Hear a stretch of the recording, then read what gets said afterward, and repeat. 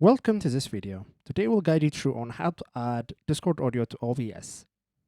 So sometimes you might want to add the Discord audio separately on OBS. So today I'm going to show you that.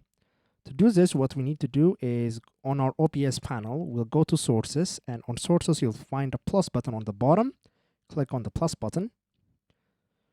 When you click on it, you'll see a list of options.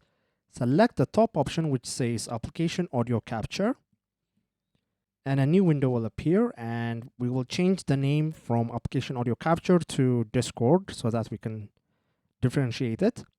Then we'll click on OK. Then on the properties window, we'll go to the top drop down and click on it. Then we will select Discord. Then after selecting Discord, we'll click on OK. So as you can see, the Discord app has been added to our audio panel. So this is how we add Discord audio to OBS. If this was helpful, please consider subscribing and leaving us a like. It really helps us out. See you next time.